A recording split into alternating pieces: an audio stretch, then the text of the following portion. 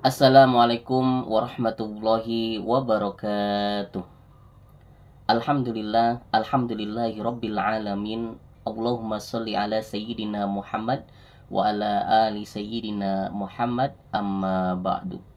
Segala puji hanya milik Allah Subhanahu wa taala. Shalawat dan iring salam semoga tercurahkan kepada nabi kita, Nabi Agung, Nabi besar Muhammad sallallahu alaihi wasallam, nabi akhir zaman, nabi yang kelak di yaumil akhir nanti akan memberikan syafaatnya. Semoga kita semua termasuk umat-umat beliau yang akan mendapatkan syafaatnya. Amin amin ya rabbal alamin. Sahabatku yang dimuliakan oleh Allah Subhanahu wa taala, perlu kita ketahui bersama-sama bahwasanya manusia itu hidup di dunia ini tidak bisa hidup sendirian. Tentunya kita semua sebagai manusia perlu bantuan orang lain. Makanya kita hidup di dunia ini harus hidup bermasyarakat, harus hidup bergaul, harus hidup berbaur dengan orang yang lain. Makanya manusia itu disebut makhluk sosial. Artinya makhluk yang bermasyarakat, artinya makhluk yang butuh dengan orang lain, butuh dengan manusia yang lain. Maka kita semua sebagai manusia harus senantiasa bisa rukun, bisa damai dengan manusia yang lain. Dengan saudara kita harus damai, dengan keluarga kita harus damai, dengan tetangga kita harus damai, dengan saudara-saudara kita, bahkan seluruh rakyat Indonesia yang ada di Indonesia ini semuanya harus bisa damai, rukun. Agar apa? Agar bisa menjaga kerukunan dalam kehidupan di dunia ini. Sahabatku yang dimuliakan oleh Allah Subhanahu wa taala. Jelas kita semua sebagai manusia ini, sebagai makhluk sosial ini butuh, perlu dengan orang lain, butuh, perlu dengan bantuan orang lain. Tidak bisa hidup sendirian. Contoh, kita pengen pinter, pengen mempunyai pengetahuan, maka kita butuh guru, butuh orang lain untuk menjadi guru diri kita, untuk mengajari kita, untuk mendidik kita. Contoh, kita semua pengen punya beras, kita semua pengen bisa makan. Tentu kita perlu dengan petani, karena beras, karena padi itu ditanam oleh para petani. Contoh, kita butuh ikan, selama ini kita mengkonsumsi ikan. Jelas berarti kita butuh dengan nelayan, karena ikan, ya terutama ikan laut, itu didapatkan melalui nelayan. Berarti kita butuh nelayan. Contoh lagi, kita semua butuh makanan-makanan yang semacam mie, ya, yang instan-instan, mie. Berarti kita juga butuh dengan orang-orang yang selama ini telah memproduksi makanan-makanan instan. Contoh lagi, dalam bertetangga, nggak mungkin kita itu membersihkan lingkungan yang ada di sekitaran rumah kita itu sendirian. Berarti kita harus butuh bantuan tetangga. Ada namanya gotong royong. Contoh lagi, kita nanti meninggal dunia, nggak mungkin kita dikuburkan sendiri. Menguburkan sendiri, gimana mau menguburkan sendiri, orang kita sudah mati? Maka butuh bantuan orang lain untuk menguburkan, untuk memandikan, untuk mengafani, untuk menyolatkan. Itu manusia. Jadi sudah jelas ya, manusia itu tidak bisa berlepas diri dari orang yang lain, berlepas diri dari manusia yang lain. Adanya orang kaya karena ada orang miskin. Nggak mungkin orang kaya disebut kaya kalau tidak ada orang miskin. Adanya guru karena adanya murid, adanya siswa.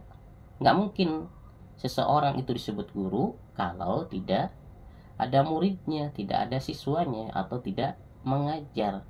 Adanya orang tua karena apa? Karena dia mempunyai anak, karena dia sudah berkeluarga, sudah bersuami istri, sudah menikah, maka disebut orang tua. Berarti ada timbal balik dengan manusianya yang lain. Adanya bos karena ada bawahan, ada karyawannya. Nggak mungkin disebut bos kalau tidak mempunyai anak bawah atau bawahan. Contoh lagi, disebut kiai. Disebut kiai karena ada pengaruhnya, pengaruh agamanya, atau mempunyai santri, mempunyai pesantren, jadi disebut kiai. Nggak mungkin disebut kiai, disebut Pak Ustadz kalau tidak mempunyai santri atau murid, atau dia tidak mengajar ilmu agama. Jadi kita semua butuh dengan orang lain, butuh dengan manusia yang lain. Maka kita sebagai manusia ya harus berbuat baik kepada orang lain. Biar apa? Biar orang lain pun bisa baik dengan diri kita. Jangan pernah kita menjadi orang yang sombong, jangan pernah diri kita menjadi orang egois. Kalau kita menjadi orang egois, sombong kepada orang lain, yakinilah orang-orang yang ada di sekitar kita tidak akan suka terhadap diri kita. Karena semua yang terjadi kepada diri kita ini sebenarnya adalah timbal balik dari apa yang kita lakukan, dari apa yang kita kerjakan. Kalau apa yang kita kerjakan itu baik, seperti senang menolong orang lain, seperti senang bersedekah kepada orang lain, senang membantu orang lain, suka kerja bakti, kemudian suka bergotong royong, berbaur dengan masyarakat yang lain, berbaur dengan tetangga yang lain, maka pasti orang yang lain pun yang ada di sekitar kita akan senang baik terhadap diri kita. Tetapi sebaliknya, kalau sikap kita jelek, sifat kita akhlaknya buruk, ya, tidak suka berbaur dengan masyarakat di sekitar, ya pasti kejelekan, ya, kurang baik kepada diri kita yang akan kita rasakan. Orang-orang yang ada di sekitar kita pun tidak akan suka, tidak akan senang kepada diri kita. Kita hidup bertetangga, tetapi diri kita tidak mau berbaur dengan tetangga kita, maka ya tetangga kita pun akan tidak suka dengan diri kita, tidak akan berbaur dengan diri kita. Bahkan bisa jadi menjadi omongan-omongan mereka, menjadi bahan gibah mereka. Oh tuh si Fulan itu, ya kok kenapa di rumah terus ya, nggak pernah berbaur, nggak pernah ikut kerja bakti, nggak pernah ikut gotong royong, kok sombong amat di rumah terus, nggak pernah kelihatan keluar, nggak pernah ikutan kumpul dengan kita. Itu yang akan terjadi, jadi bahan gibahan orang lain, akan menjadi bahan gibahan tetangga-tetangga kita. Jadi apa yang kita kerjakan itu ya manfaatnya akan kita rasakan sendiri. Kalau kita baik, maka kebaikan itu pun yang akan kita rasakan. Tetapi kalau keburukan, kejahatan, sikap yang kurang baik yang kita lakukan kepada orang lain, ya nanti efeknya juga akan kita rasakan. Maka ayo jadi orang-orang yang baik, yang selalu menebarkan kebaikan, kemanfaatan bagi orang-orang yang ada di sekitar kita. Karena kita ini tidak bisa hidup sendirian, kita harus hidup bersosialisasi, harus hidup bermasyarakat, harus hidup berdampingan dengan orang lain. Kita aja selamanya nggak bisa hidup sendirian. Nanti kalau sudah dewasa, sudah besar, kita dianjurkan untuk menikah, harus mempunyai pasangan. Untuk apa? Untuk bisa saling melengkapi satu sama lain. Ada pasangan suami istri. Jadi yuk jadi orang baik, jadi orang yang selalu menebarkan kebaikan kepada orang-orang yang ada di sekitar kita. Sahabatku yang dimuliakan oleh Allah Subhanahu wa taala. Sebab Allah sendiri sudah menasihati kita, sudah memberitahu kita bahwasanya setiap kebaikan yang dilakukan oleh manusia, yang dilakukan oleh kita, maka sebenarnya kebaikan itu sendiri yang akan kita rasakan. Jadi kebaikannya itu akan kembali kepada diri kita. Walaupun kita berbuat baik kepada orang lain, kita menolong orang lain, maka sebenarnya kebaikan yang kita lakukan itu nanti akan timbal baliknya kepada diri kita sendiri. Walaupun hakikatnya kita menolong orang lain atau berbuat baik kepada orang lain. Tetapi sebaliknya, kata Allah, seandainya kita berbuat jahat, seandainya kita berbuat zolim, seandainya kita berbuat kerusakan, maka sesungguhnya perbuatan kejahatan yang kita lakukan itu nanti efeknya, akibatnya akan kembali kepada diri kita sendiri. Jadi semua apa yang kita kerjakan di dunia ini itu ada timbal baliknya, dan Allah sudah menggambarkan, sudah berfirman di dalam Al-Quran dari jauh-jauh hari. Ya tentunya agar diri kita menjadi orang-orang baik, agar diri kita selalu berbuat baik, jangan menjadi orang yang jahat, jangan menjadi orang yang suka menyakiti orang lain. Sebagaimana Allah berfirman di dalam Quran surat Al-Isra ayat yang ke-7, Allah berfirman, A'udzubillahi minasyaitonirrajim. Bismillahirrahmanirrahim. In ahsantum li anfusikum wa in asatum falaha wa in asatum falaha. Yang artinya, jika kamu berbuat baik, berarti kamu berbuat baik untuk dirimu sendiri. Jadi ini poin pertamanya. In ahsantum li anfusikum. Jika kamu berbuat baik, berarti kamu berbuat baik buat dirimu sendiri. Kemudian Allah lanjutkan lagi, tegaskan lagi, wa in asatum falaha. Dan jika kamu berbuat jahat, maka kerugian dari kejahatan itu untuk dirimu sendiri. Nah, ini udah jelas ya. Allah sudah menggambarkan, Allah sudah berfirman dari jauh-jauh hari di dalam Al-Quran, di dalam surat Al-Isra ayat yang ke-7 ini, bahwasanya jika kita semua sebagai manusia berbuat baik, maka sesungguhnya kebaikan itu nantinya akan kembali buat diri kita sendiri. Jadi tidak rugi nih kalau kita berbuat baik kepada orang lain, bahwa nanti kebaikannya juga akan datang kepada diri kita sendiri. Dan Allah tegaskan juga, jika kamu sebaliknya berbuat jahat, sukanya zalim, sukanya senangnya menghina orang lain, sukanya egois, sukanya sombong, nyakitin orang lain, maka sesungguhnya efek dari kejahatan, dari perbuatan yang kamu lakukan itu nanti akan kembalinya kepada diri kita sendiri. Maka yang harus kita lakukan jelas, diri kita harus menjadi orang yang baik, yang selalu berbuat baik. Kalau kita pengen baik hidupnya di dunia ini, ya jadi orang yang baik, jadi orang yang selalu berbuat baik. Kan sudah jelas dalam hadis Nabi dikatakan bahwasanya sebaik-baiknya orang itu adalah orang yang bisa memberikan kemanfaatan bagi orang lain. Jadi kalau diri kita menjadi orang baik, menjadi orang sukses, menjadi orang yang disenangi oleh banyak orang, disegani oleh banyak orang, dihormati oleh banyak orang, ya kita harus berbuat baik terlebih dahulu.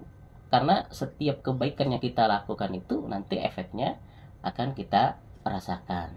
Seperti contoh, sebenarnya kalau kita berhubungan dengan Allah Subhanahu wa Ta'ala, setiap perintah Allah yang kita kerjakan itu sebenarnya nanti manfaatnya buat diri kita sendiri. Seperti contoh, kan udah jelas dalam Islam itu kita semua ini diperintahkan oleh Allah Subhanahu wa Ta'ala untuk mengerjakan sholat, dan ini ibadah yang pokok yang wajib kita kerjakan.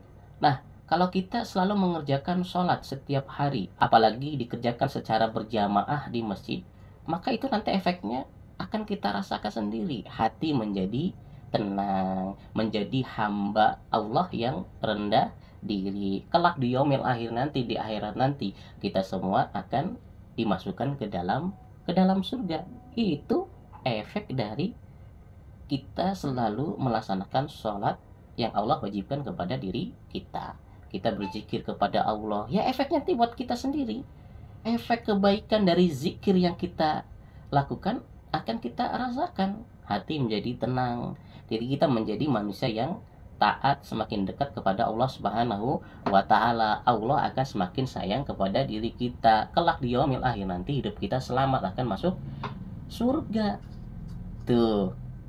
Tapi sebaliknya, kalau diri kita menjadi hamba-hamba Allah yang malah senangnya melakukan kemaksiatan, senangnya nggak mau ibadah, senangnya nggak mau sholat, senangnya malah maksiat, larangan-larangan Allah malah diterjang, ya perintah-perintah Allah malah ditinggalkan. Maka efeknya buat kita sendiri, jadi hidup di dunia ini jadi gelisah, nggak tenang, banyak masalah, banyak problem, banyak orang yang tidak suka terhadap kita. Kelak nanti di akhirat nanti malah masuk neraka, disiksa oleh Allah di dalam neraka. Tuh efeknya, timbal baliknya. Itu dari segi hubungan kita dengan Allah, beribadah kepada Allah Subhanahu wa taala. Contoh lagi, kalau kita menjadi orang yang senang sedekah, senang membantu orang lain, senang membantu fakir miskin, senang membantu orang yang sedang kesusahan, senang membantu yayasan-yayasan atau pondok pesantren yang mengurusi anak yatim, itu kita sering lakukan. Ke tetangga baik, sering membagi, sering membantu, tetangga kesusahan dibantu, saudara kesusahan dibantu. Kalau itu sering kita lakukan, maka manfaatnya buat kita, sehingga orang-orang yang selama ini kita bantu akan hormat, patuh kepada diri kita. Orang-orang yang selama ini kita bantu akan selalu mendoakan kebaikan buat diri kita. Kalau kita menjadi orang yang dermawan, suka membagi, orang-orang yang ada di sekitar kita, tetangga-tetangga kita akan senang dengan diri kita. Sehingga ketika kita punya gagasan-gagasan yang baik, ajakan-ajakan yang baik, karena mereka sering kita bantu, mereka akan dengar, mereka akan patuh. Tuh manfaat apabila kita menjadi orang yang dermawan, menjadi orang yang suka sedekah.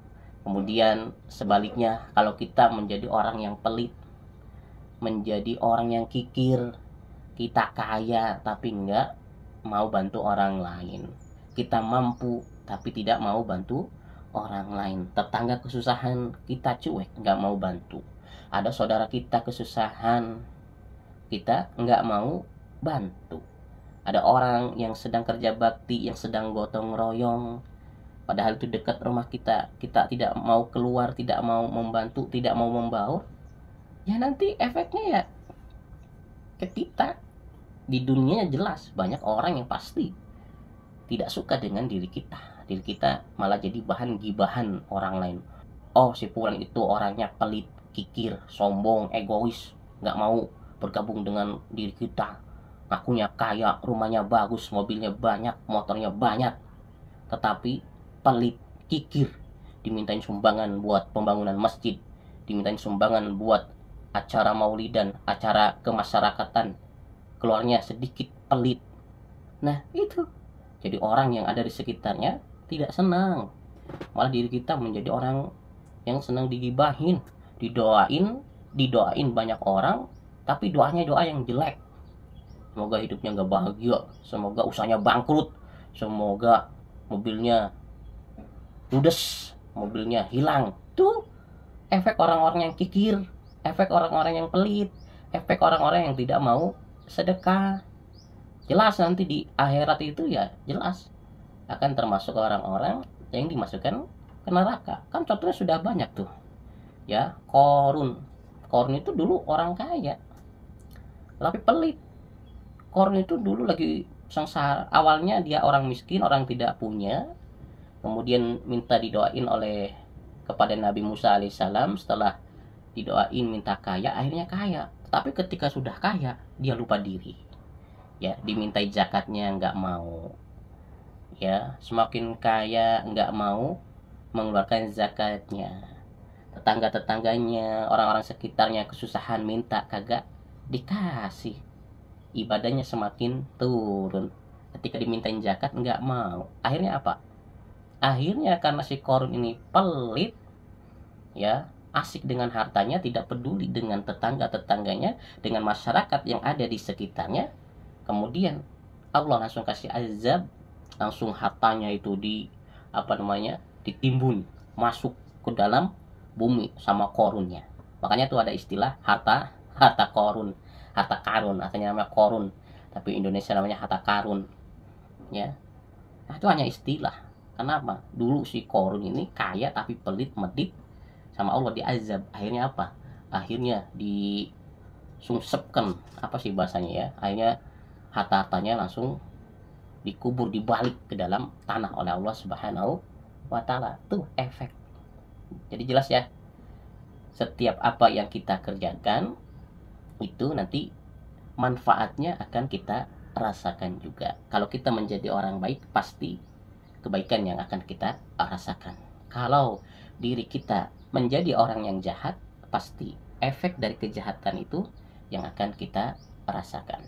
Sahabatku yang dimuliakan oleh Allah Subhanahu wa taala. Jadi, ya, kita semua sebagai manusia yang masih Allah beri kesempatan untuk hidup di dunia ini, selagi masih bernyawa, selagi masih hidup, ya, jadi orang yang baik, jadi orang yang senantiasa sami'na wa ta'na dengan aturan-aturan Allah, agar hidup kita menjadi orang-orang yang baik, agar hidup kita tenang, agar hidup kita selamat, lebih-lebih selamat di akhirat nanti. Dunianya selamat, lebih-lebih di akhiratnya kita juga selamat. Karena Islam sendiri menganjurkan kepada pemeluknya agar senantiasa menjadi orang yang baik, menjadi orang yang selalu berbuat baik. Itu yang harus kita lakukan. Kita sudah tahu, kita ini manusia sosial, makhluk sosial. Kita ini dengan yang lainnya adalah saudara. Apalagi saudara sesama muslim, itu saudara. Maka kita harus berbuat baik dengan saudara-saudara kita, berbuat baik dengan keluarga kita, berbuat baik dengan tetangga kita, berbuat baik dengan orang-orang yang ada di sekitar kita. Karena kita sendiri semuanya adalah saudara. Karena Allah sudah menggambarkan di dalam Al-Quran, kalau nggak salah di dalam Quran surat Al-Hujurat ayat yang ke-10, Allah telah berfirman, A'udzubillahi minasyaitonirrajim, Bismillahirrahmanirrahim, Innamal mu'minuna ikhwatun. Sesungguhnya orang-orang yang beriman itu semuanya bersaudara. Jadi semua orang yang beriman itu, baik yang di Indonesia, di luar negeri, itu semuanya saudara.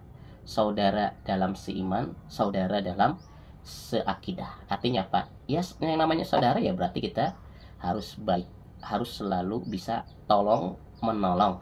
Jangan bermusuhan, jangan bertengkar, jangan malah adu domba, malah berpecah belah. Apalagi jangan sampai berperang. Karena semua orang beriman itu, orang Islam itu, kata Allah, adalah saudara. Ini yang mengatakan Allah, bukan orang, bukan manusia, bahkan bukan nabi. Ini yang mengatakan adalah Allah, bahwasanya orang beriman itu semuanya saudara. Maka sesama saudara berarti kita harus berbuat baik. Kemudian ini ada lanjutannya, fa'aslihu baina akhawaikum, fa'aslihu baina akhawaikum, artinya karena itu damaikanlah antara kedua saudaramu yang berselisih. Jadi kalau ada saudara seiman kita yang sedang berselisih, yang sedang bertengkar, itu harus kita damaikan.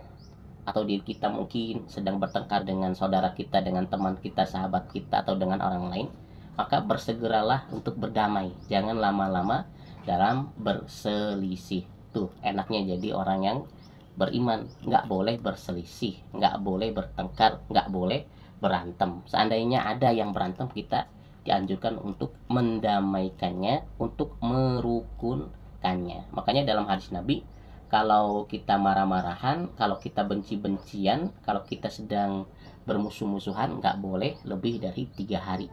Cukup paling lama 3 hari. Habis itu damai. Cari jalan solusi yang baik, akur lagi, rukun lagi. Itu perintah Allah.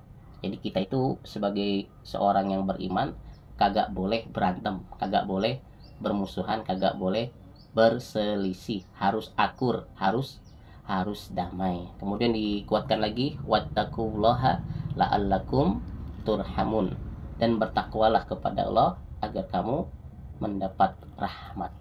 Tuh. Kemudian Allah perintahkan kepada kita sebagai orang yang beriman untuk bertakwa. Arti bertakwa itu diri kita dituntut, diperintahkan agar selalu mendekat kepada Allah Subhanahu wa taala, agar selalu taat kepada Allah Subhanahu wa taala, menjalankan segala perintah Allah dan menjauhi segala larangan Allah. Agar apa? Agar diri kita semua mendapatkan rahmat kasih sayang dari Allah Subhanahu wa taala. Itu perintah Allah. Itu perintah Allah, bahwa kita semua adalah saudara, dan sesama saudara nggak boleh berantem, nggak boleh ribut, nggak boleh berselisih. Seandainya pun kita atau ada teman kita yang berselisih, yang sedang berantem, yang sedang marah-marahan, maka kita dianjurkan untuk mengakurkannya, untuk mendamaikannya, agar berteman lagi, agar bersaudara lagi, agar bersahabat lagi. Kemudian ditegaskan lagi oleh Nabi Muhammad SAW dalam hadisnya, ketika memang ada permusuhan, ketika memang ada perselisihan, ketika ada pertikaian, cukup 3 hari saja, nggak boleh 3 ya, cukup 3 hari saja, nggak boleh lebih dari 3 hari. Setelah 3 hari harus baik-baikan, harus maaf-maafan, masalahnya selesai, akur lagi, bersaudara lagi. Jadi gitu ya. Ayo jadi manusia yang senantiasa senang bersahabat dengan manusia yang lainnya. Sahabatku yang dimuliakan oleh Allah Subhanahu wa taala. Kesimpulannya dari apa yang Al-Fakir sampaikan, jadi sudah jelas ya, bahwasanya kita hidup di dunia ini, kita butuh orang lain. Karena kita ini adalah makhluk sosial, makhluk yang harus bermasyarakat, makhluk yang harus berkomunikasi dengan yang lain. Kita butuh dengan orang lain, tidak bisa hidup sendirian. Maka diri kita dianjurkan untuk selalu berbuat baik kepada orang-orang yang ada di sekitar kita. Jangan berbuat jahat, jangan berbuat gaduh, jangan sombong, jangan angkuh terhadap orang-orang yang ada di sekitar kita. Dan ini dipertegas lagi oleh Allah Subhanahu wa taala, bahwasanya kalau kita berbuat baik, maka kebaikannya pun sebenarnya akan kita rasakan. Tetapi kebalikannya, kalau diri kita menjadi orang yang jahat, maka kejahatan itu pun efeknya akan kembali kepada diri kita. Maka kita dianjurkan oleh Allah, oleh Nabi Muhammad, bahkan oleh agama kita, untuk menjadi orang yang baik, untuk menjadi orang yang selalu berbuat baik. Ditegaskan lagi oleh Nabi bahwasanya sebaik-baiknya manusia adalah yang bermanfaat bagi orang lain. Maka ayo tebarkan kemanfaatan buat orang lain. Ditegaskan lagi oleh Allah dalam Al-Quran bahwasanya setiap orang yang beriman itu adalah saudara. Jadi yang namanya saudara nggak boleh berantem, nggak boleh bertengkar. Seandainya pun mohon maaf bertengkar, seandainya pun mungkin ada perselisihan, kesalahpahaman, nggak boleh lama-lama, cukup 3 hari saja. Kata Nabi, cukup 3 hari saja, setelah itu harus berdamai, selesaikan masalahnya. Jadi itu ya, enaknya jadi orang Islam, enaknya jadi orang yang beriman. Semuanya sudah diatur, semuanya sudah ditata oleh Allah dan Nabi-Nya melalui Al-Quranul Karim, melalui kitab sucinya yaitu Al-Quranul Karim, dan melalui hadis Nabi Muhammad SAW.